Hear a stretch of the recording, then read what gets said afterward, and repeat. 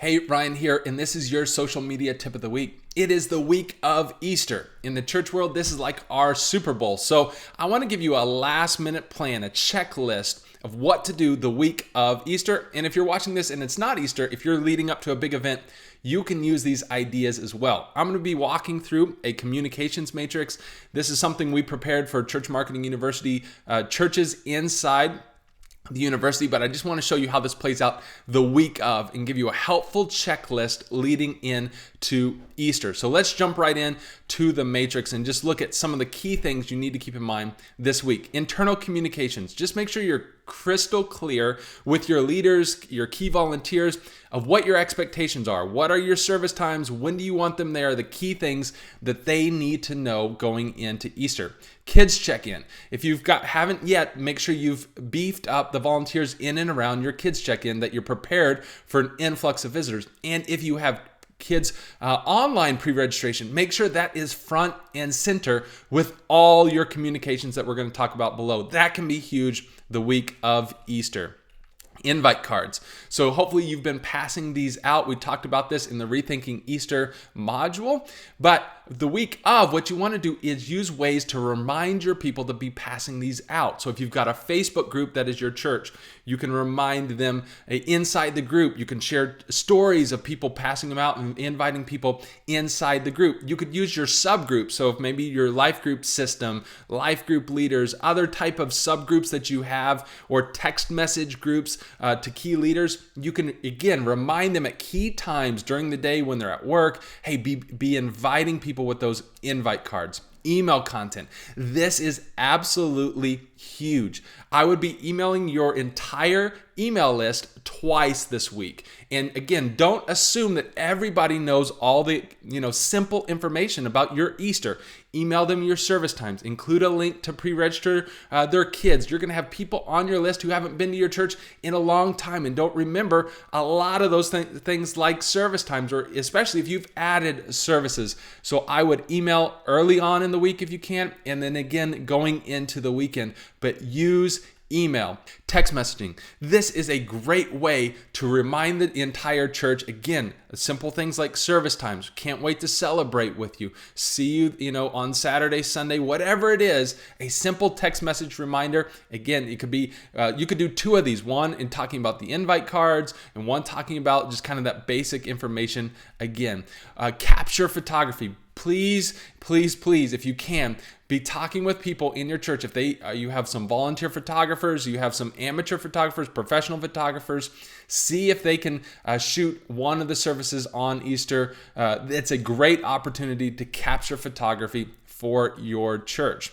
And then jumping down here on your website, make sure you're mentioning Easter on your homepage if you can, your service times, but don't just stop on your homepage. Make sure you go even deeper on things like your events page, that it's on your calendar.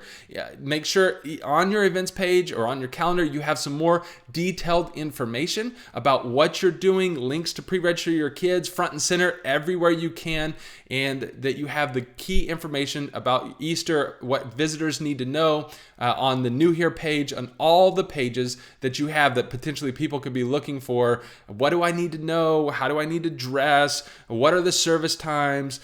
Talking about like free coffee, kids pre-registration, that is in multiple places. Don't assume just because you put it in the place you think it should be that your guests are going to find that. Put that in multiple places and go over the top with information.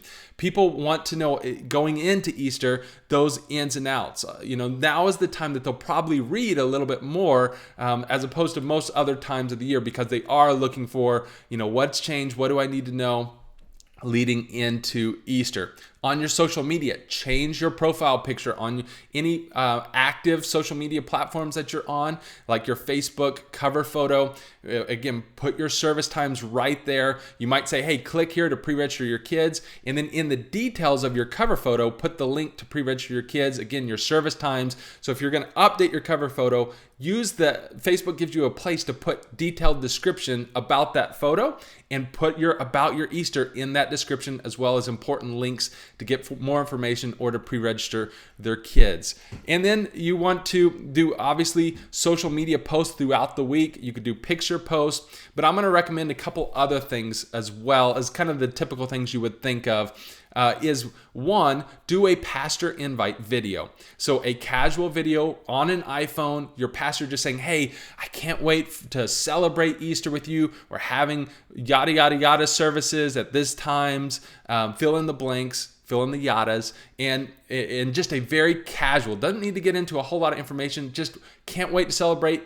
We'll see you here, and a little bit about your services. Make it positive and upbeat, and casual invite from your pastor. And then throughout the week, man, if you can do some Facebook Lives, so you might do, if your worship team or choir or whatever you're doing is doing a rehearsal, you might go live and have the point person talking about, hey, here's what we're doing. We're so excited. If your kids are setting up something fun, go live with your kids directors explaining what you're doing, but it's kind of that behind the scenes feel. So a guest could look at that and be like, A, that looks fun, and B, man, that kids person, now I have a face, I have a name, they look friendly, and when they get there, they already have seen some of what you're going to be doing. They've seen your facility a little bit, and they've seen your point people, and so you're already kind of breaking down the fear of going to some sort of new place. So you're going to want to be very active on social media this week, but you don't have to figure out like what content, just in the natural rhythms of the week. A pastor invite, some behind the scenes videos with your worship team, with if you're doing some sort of production and your kids teams, you're going to want to do that. And then also if you can do a blog post, you can put all that information. Maybe you use the same information you're putting out in your email and use that into a blog post. Again, that puts that crucial information about Easter on multiple places on your website. You could also share that blog post on social media as one of the things you're updating. But again, you can repurpose content. So if you're sending out something on email, you could use that as an article or blog post on your website. There's a lot more that we could talk about. I just want to make sure every pastor has a simple checklist to make sure they're covering the bases going into Easter Sunday, that you have a great Easter weekend. Now, this communications matrix is a simple tool that we utilize inside Church Marketing University.